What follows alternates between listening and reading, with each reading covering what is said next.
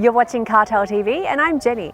This year we really want to get to 100,000 subscribers. We're so close. So guys, if you're not subscribed already, hit that button. Help us out.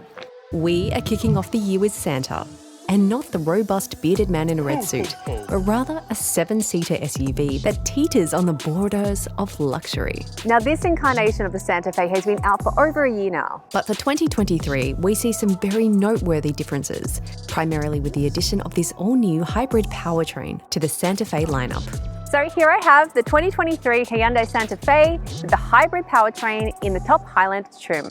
Make sure you check out our earlier reviews of the Santa Fe, where we go into more detail and explore the diesel and V6 petrol engine offerings. So in the interest of keeping this video short and sweet, I will only be focusing on the hybrid powertrain and any other new additions that have been added. So let's get into it. when it comes to looks, well, it looks pretty much the same as the Santa Fe we've been seeing on our roads already over the past year. Not that that's a bad thing. It's a sleeker and more coupish design when compared to Hyundai's boxier 8-seater Palisade or Kia's square yet sharper and more bold Sorento. What is all new are these 19-inch alloys. I'm not sure how I feel about them. They are specially designed to look cool, but also help improve efficiency, Oh, and I almost forget, you also get this little hybrid badge on the back. letting you and everyone else know what's up. So what is up, you ask? Now, I know that hybrid isn't all that exciting when compared to the full electric futuristic cars we've been reviewing lately, and it's an older technology. So I also feel like the term hybrid has been thrown around a bit in the past few years, especially when you look at the actual breakdown. And some cars, it's not even that effective or economical to your overall drive. And so keeping that in mind, I didn't want to get my hopes up too much, but I've actually been pleasantly surprised with this, and there's a few reasons for that. On paper, the stats already tell you a bit of a story. The internal combustion engine is a 1.6-litre petrol, which is turbocharged. It's paired with an electric motor and battery combo. They combine to give a total power output of 169 kilowatts of power and 350 newton meters of torque. It's all-wheel drive and the transmission is a 6-speed auto. It's not too common to see hybrids which have smaller turbo engines. And why not? It actually makes so much sense from an efficiency standpoint and from a power standpoint. Speaking of efficiency, fuel consumption is listed at a very reasonable 6 litres per 100 kilometres combined. That's good for a car of this size. The one thing I did really wonder was how they would get this turbo, petrol, and hybrid engine to work together. Would it be a clunky, unfortunate drive, or could they manage to get it seamless? So how did they do? Well, let's get behind the wheel and I will show you.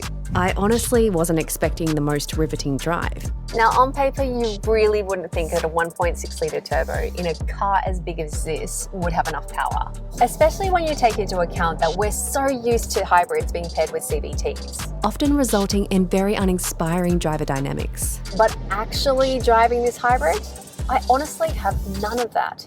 The powertrains work harmoniously together, and the car surprisingly never feels underpowered. It's an interesting alternative to the V6 petrol and 2.2-litre diesel options already offered in the Santa Fe lineup. This actually gives you more torque than the V6, more power than the diesel, and a better economy than both of them. But worth noting is the fact that the braked towing capacity is 1.6 tonnes, while the other two options give you 2.5 tonnes. So this isn't the greatest option if you want to tow something. That's where the smaller 1.6-litre engine won't be at its best. I would probably just pick the 2.2-litre if I was looking for a vehicle to tow.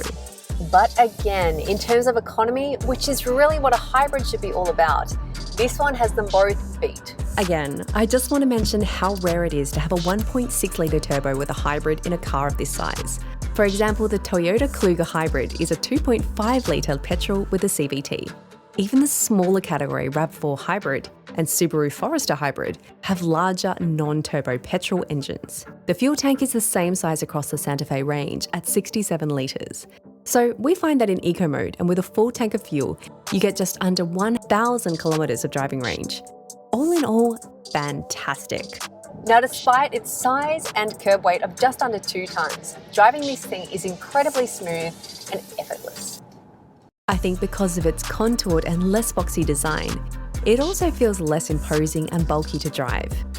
Also, notably, the Santa Fe is really quite quiet. Partially thanks to the excellent insulation inside the cabin, as well as the fact that there isn't a noisy V6 or diesel engine you have to worry about. The interior is fantastic and we have comprehensively covered it in previous episodes. So I won't go into it in great detail, but I just love the setup here. Lots of buttons, but so easily set out, really congruent.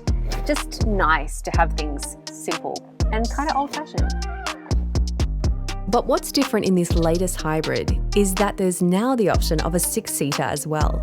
The second row of 3 seats are replaced with 2 captain chairs, giving you a 6-seater version.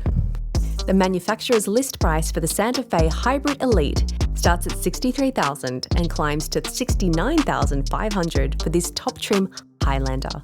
There are the 2 trims on offer with hybrid, but both the Elite and Highlander are actually quite feature-packed.